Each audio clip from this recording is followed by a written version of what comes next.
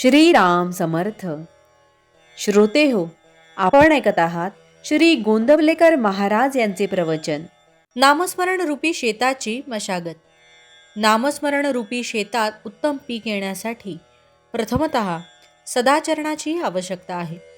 सदाचरण हे शेताचे रक्षण करण्याकरिता लागणाऱ्या कुंपणासारखे आहे, म्हणून त्याचे महत्त्व आहे. दुसरी गोष्ट, शुद्ध अंतःकरण.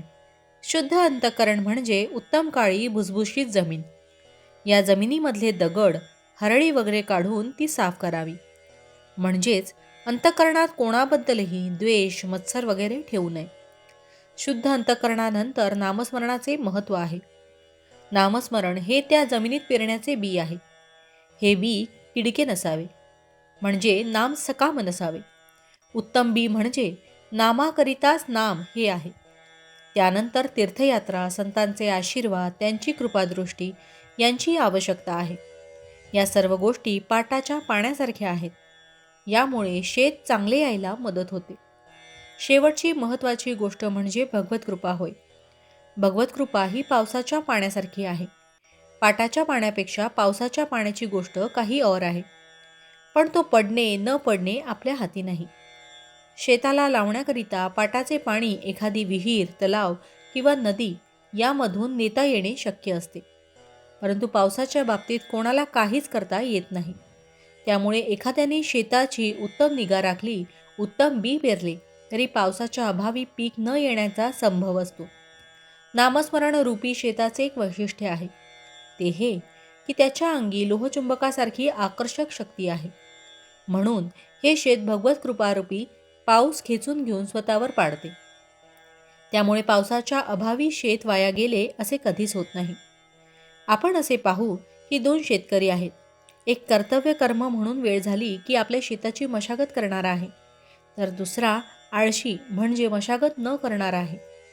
आता जेव्हा पाऊस पडेल तेव्हा ज्याने मशागत केली त्याचे शेत उत्तम वाढेल, पण दुसऱ्याचे वाढणार नाही. भगवंताच्या कृपेने जो पाऊस पडणार त्याचा एकाला फायदा मिळेल, तो दुसऱ्याला मिळणार नाही. म्हणजे जो नियम प्रपंचात लागू तोच नियम परमार्थात लागू. भगवंताची कृपा सर्वांवर सारखाच वर्षाव करीत असते. ज्याने ज्या प्रमाणात चित्तशुद्धी केली असेल त्या प्रमाणात त्याला फायदा होईल, दुसऱ्याला नाही होणार. भगवंत किंवा संत समदृष्टी असतात ते असे. भगवंत निपक्षपाती आहे. त्याच्यापाशी कोणताही भेद नाही. आपण तयार झालो की त्याची कृपा आपोआप होते. कृपेला योग्य अशी भावना तयार करणे आपले काम आहे. संतांनी नुसते आपल्याला सांगून भागत नाही. आपण काय करायला पाहिजे हे कळून आपण ते स्वतः करायला पाहिजे. त्यांच्या ठिकाणी जर विषमता दिसली तर तिचा उगम किंवा कारण आपल्यातच आहे हेच यावरून दिसते. भावार्थ, शुद्ध अंतःकरण ठेवून नाम घेतले तर भगवंताच्या कृपेचा अनुभव येईल. जानकी जीवन स्मरण जय जय राम. महारुद्र हनुमान की जय. समर्थ रामदास स्वामी महाराज की जय. सब संतन की जय. श्री अनंत कोटि ब्रह्मांड नायक राजाधिराज सच्चिदानंद सद्गुरु श्री ब्रह्म चैतन्य महाराज की जय. जय जय रघुवीर समर्थ. आता आपण 13 वेळा नामस्मरण करूया. श्रीराम जय राम जय जय राम. श्रीराम जय राम जय जय राम. श्रीराम जय राम जय जय राम. श्रीराम जय राम जय जय राम.